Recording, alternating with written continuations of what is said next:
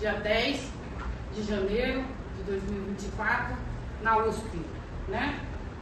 A gente vai fazer um mini curso, né, de atividades lúdicas, educativo, na questão da cultura afro. Meu nome é Sônia Santos, eu sou a ganhadora nacional do Prêmio de Igualdade Racial pela Presidência da República, sou coordenadora do Movimento Negro Unificado da cidade de Diadema, também sou membro da OAB do Estado de São Paulo, da cidade de Diadema, a Paulista de Igualdade e Promoção de Matriz Africana aqui, que a gente montou, tá? Um texto de cultura afro, eles vêm originário desde o momento da escravatura do tempo colonial. Só que muitas pessoas fazem confusão nos termos e falam que a gente somos descendentes de escravos. Nós não somos descendentes de escravos, nós somos descendentes de povos escravizados. Em 10.639, como assim o Estatuto de Promoção da Igualdade Racial, ele veio para quê? Para que a gente pudesse não só reverenciar, mas também fortalecer, e é um método de resistência. Em 10.639 tem que ter capacitação para exercer essa lei dentro da escola. Por que a gente fala isso? Porque poucos professores eles se aprofundam no assunto para debater esse tema. Embora nós tenhamos a lei, a gente vê aí que é de 2003, quase 20 anos, né? Fez 20 anos, aspecto cultural. O aspecto cultural nada mais é quais são as formas que os professores podem colocar isso na educação básica? Através de livros, através de jornais, revistas, né? Matérias que eles podem estar induzindo. Do século XV ao século XIX, a gente sabe que foi 5 milhões de escravizados, né? Então, na verdade, é que a gente fala do movimento negro, a gente foi sequestrado. O Urubá, as pessoas confundem, porque o Urubá nada mais foi de que pegar todos aqueles negros dentro de senzala e criar uma estratégia com a língua. E aí surge o Urubá, parte do Urubá, porque alguns dizem que são mais de 60 regiões de África. Vou falar uma origem, o Uganda, o Queto, o Angola, né? Então a gente vai falar essa parte, pode passar por isso. Eles apontam isso no livro de história, que é a partir de Getúlio que começa a se falar da cultura afro, tá? Mas há uma controvérsia. Em Pernambuco, Maranhão, Minas Gerais, Rio de Janeiro, Espírito Santo e Rio Grande do Sul. Abordagem em sala de aula. Falando da análise de gráfico, de texto jornalístico e como que é importante a gente identificar isso. Porque todos os assuntos das questões raciais, às vezes as pessoas apontam só como social, como que foi a polêmica que surgiu as cotas raciais. Então, falar economicamente é uma coisa, né? Sabemos que na favela tem preto, branco, né? O indígena, sim, mas nós sabemos que a cor que é vítima, que é um genocídio completo, nós sabemos que é o povo negro e indígena. Da etnia, a gente aponta a etnia como um contexto para o racismo, né? Nós somos avaliados pela cor e não pelo caráter. Igual as pessoas falam, não é feito na coxa. Negro escravizado, fazia-se teia na coxa daquele negro escravizado, era medida, porque nós negros não era considerado uma mão salariada, né? Então a gente não tinha dia para nós. E como criado mudo, né? Criado ficava o dia inteiro à disposição do fazendeiro, mas não podia falar nada, porque se falasse a língua era cortada. Retaliações, né? Eu não vou manchar o seu nome, né? Por causa do contexto de que tudo que vem do negro é manchado. O vocabulário está escrito que é sujo, mal lavado, manchado. O útero da nossa mãe não é nada disso, né? O 20 de novembro aqui foi pensado lá atrás, na década de 70. Foi pensado 20 de novembro, que agora foi sancionado pelo então presidente Luiz Inácio Lula da Silva e passa a ser um feriado nacional. A Lei 14.759 desse ano, que foi uma conquista que vocês vejam, 45 anos para sair. Pensadores a pedido de nascimento, né?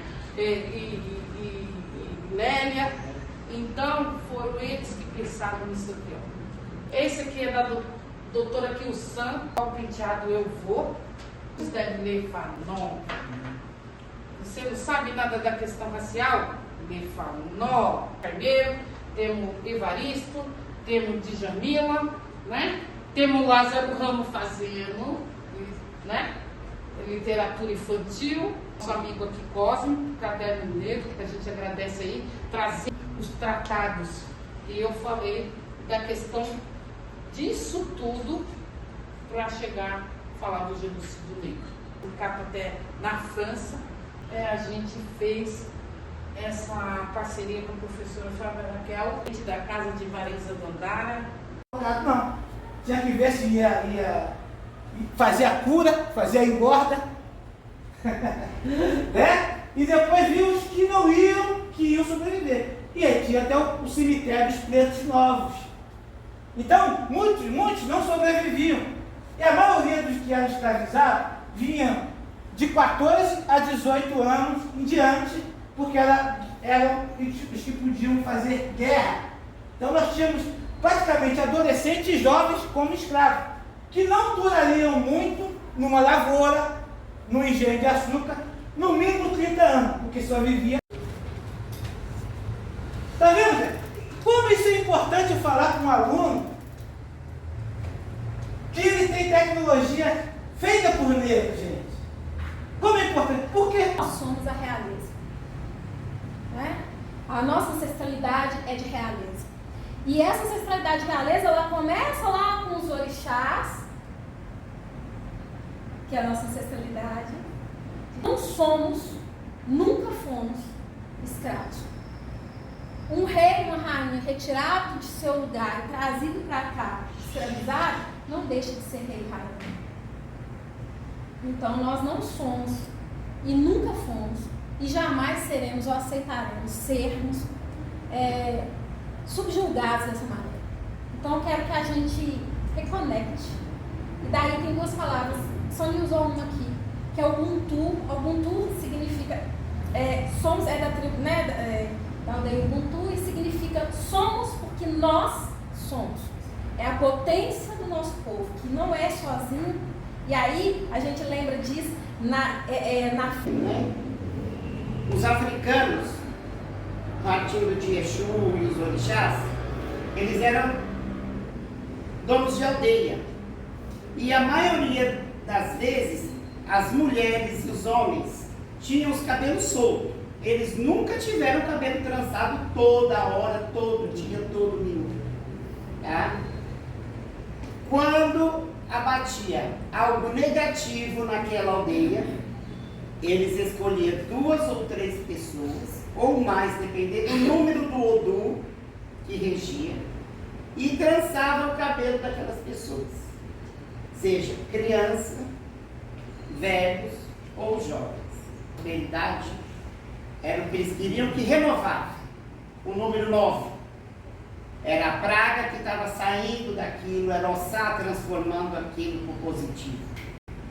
Sucute, autores como a Kins, Alain da Rosa, e o interessante é que todo ano, a partir de julho e agosto, abre o edital para o Cadernos Negros.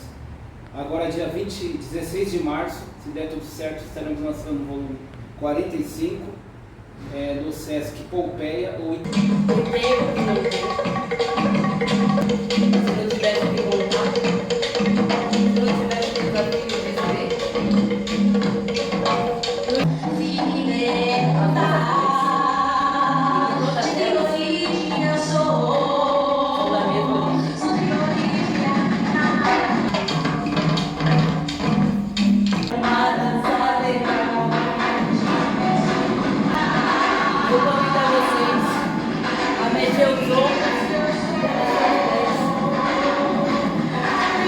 Todo mundo, gente, vamos dançar! Eita, tá! Pode ir lá, Anderson, também. Vai lá, menino. Tô gravando, pode ir. É muito axé!